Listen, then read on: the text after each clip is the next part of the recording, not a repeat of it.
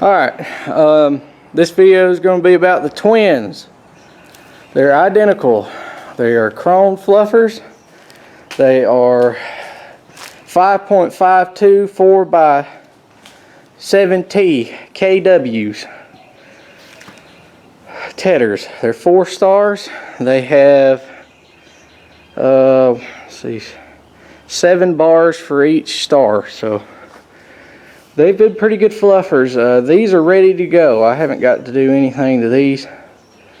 I got these ready before I put them up. They just got to be greased before we go to the field. I'm going to go over a few of the things that we've had issues with these. But before I start, these have been excellent fluffers. We really like these. Other than the few little things that's went wrong with it.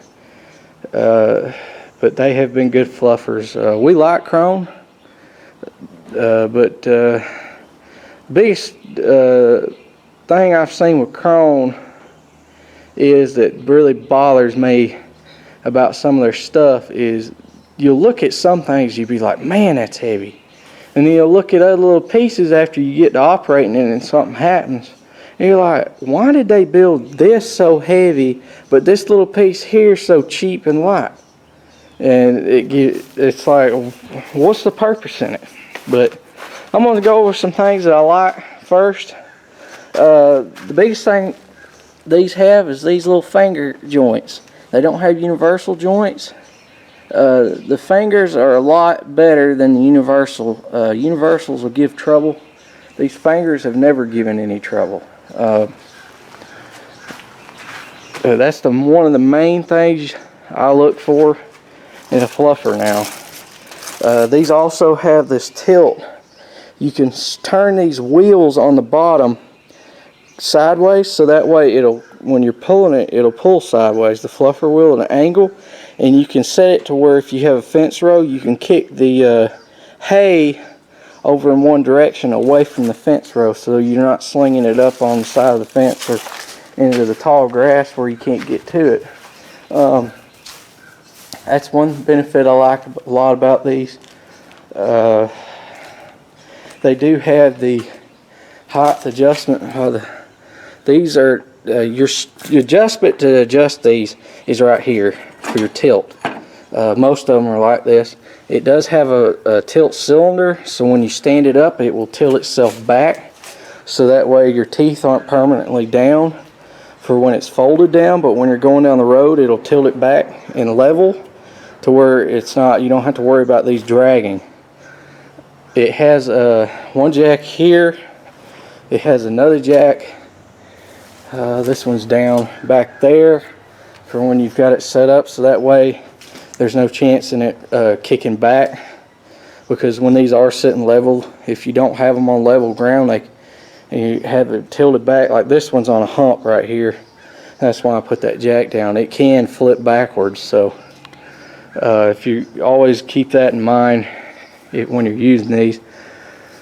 The teeth are pretty good teeth. They don't break often, I will say that about them. The teeth on these are good.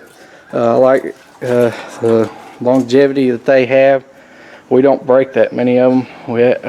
I've replaced several, but they don't break nothing like our old fluffers did. All the wheels are adjustable for height and tilt. There's a pin down there, so you can adjust the height on these to adjust how much you want the hay kicked, thrown in the air, or if you just want it gently tossed, so that way if you were to be fluffing something you don't really want it to beat it that hard, you can adjust your height, or so that way it'll change the angle for which it's throwing it. So that's another good feature these have. Most of your modern fluffers have all this stuff, but I do like the big cautionary signs. I wish this one had lights, the way our roads are now here. If I lived more in a rural area with not so much traffic, I wouldn't even want the lights, but where we live right now, I kind of wish they had. I think that's an option, but we didn't get it.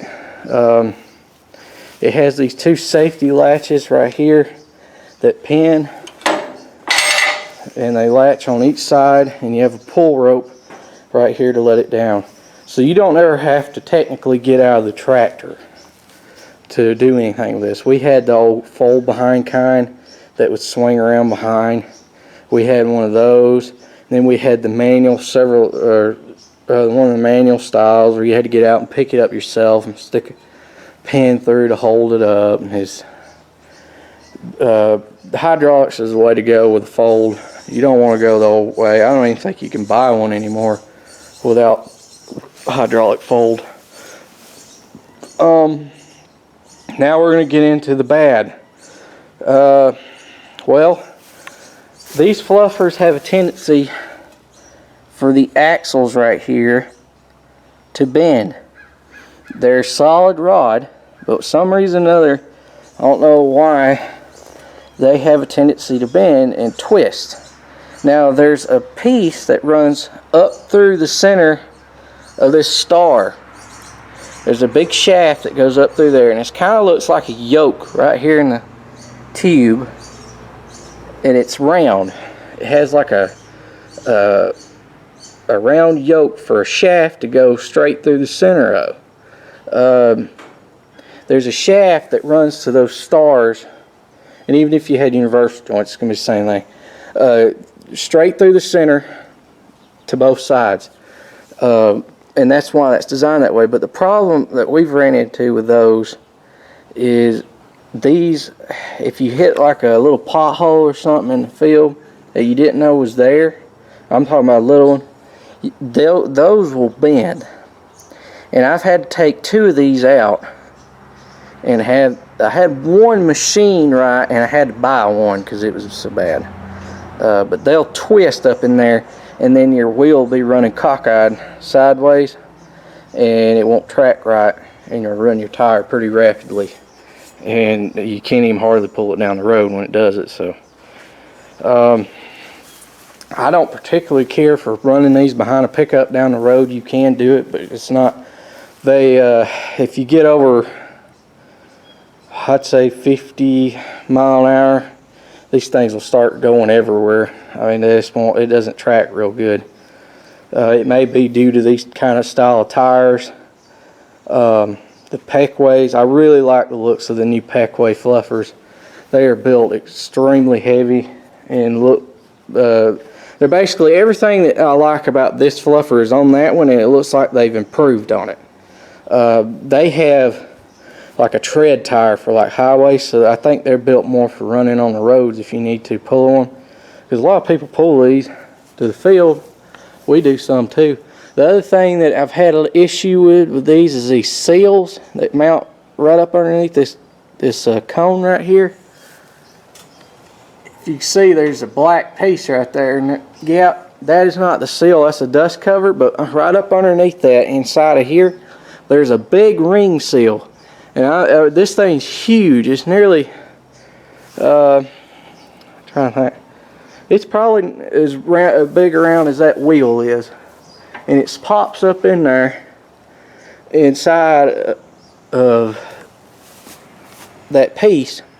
And there's a lock ring and that dust seal that goes in it. Those are bad to go out. I've replaced 1, 2, 3 on this one. And one on this one. This is a newer model. It's the same thing, but it's a newer model. They're not any different. Even the model numbers are the same.